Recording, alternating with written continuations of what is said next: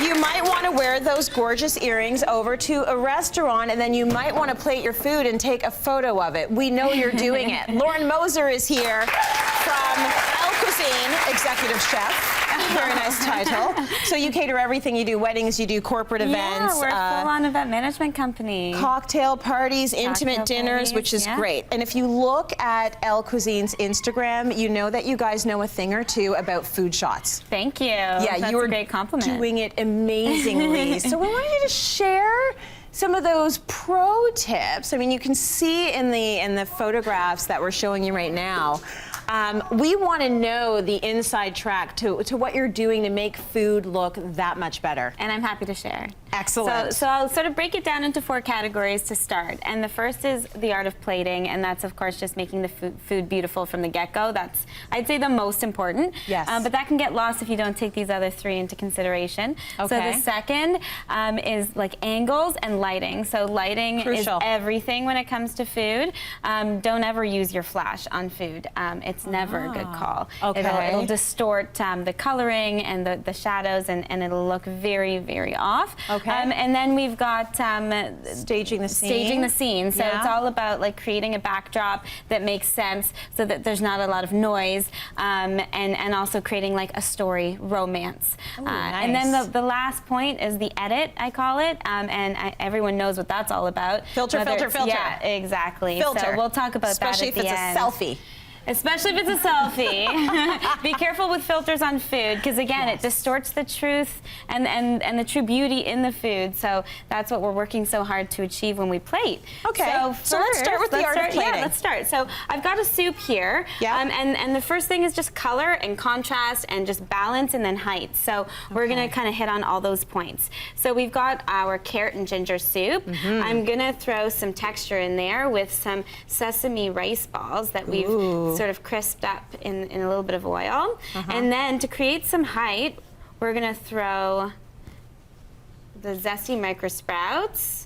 So you always want a little mountain in the middle. I Always noticed. a little. I like the mountain in the middle. It looks good. That's my style. Yeah. Every chef has a different style too.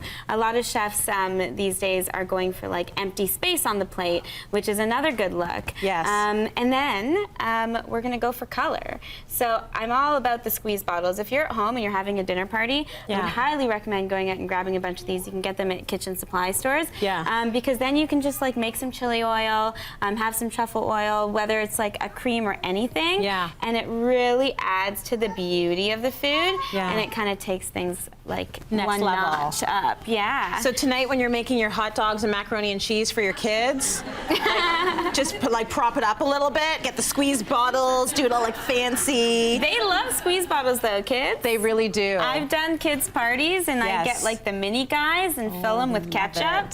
It'll distract them for a good like half hour as they eat. Yeah. Okay, so you've got the height, you've got squeeze bottles involved, and it looks absolutely gorgeous. And so now you can take photos from any angle. So to come back to that angle conversation we were having, if you go down low and it's got lots of height, that's an awesome shot. If you want to take it from above, you'll get it from above and you'll see every aspect of the plate itself. So that there's all sorts of different angles you can take the food shot from. Right. And you sort of want to play with it and then get back to it later once you've had a chance to sort of. Okay, we're going to move on now. Perfect. And we've got an example of chicken. You're gonna plate some, is this plating still? We're going to plate, yeah. So again, I spoke about like the empty space on the plate, but I really like to center. We're also going to talk about like the style of plate. Like you can notice here, we've got some texture on some of these plates. The rim is a bit off center. It creates, you know, a more dynamic look. And that's as easy as just like choosing the right plate to put your food on. We also want to get to staging the scene and editing as well. Yes. So we don't want to run out of time. So maybe you can tell us quickly what the tips would be. Yeah, so as I plate, I'll totally one. talk about that. Yeah. So, so staging the scene. So the worst is when you have too much distraction, right? Yes. So you really want to put something in the background. You don't want like someone's hips or someone's weird bite in the background. If you're at a restaurant, it's a bit more difficult. Yeah. But if they have like a centerpiece, I would definitely, you know, play around with where it's placed, or just really take the photo from right straight above. I think that works. Take your hand, put it above, go for it. Just don't use a flash, please, because not only is it not good for the food, but I find it's a bit distracting in the middle of a restaurant.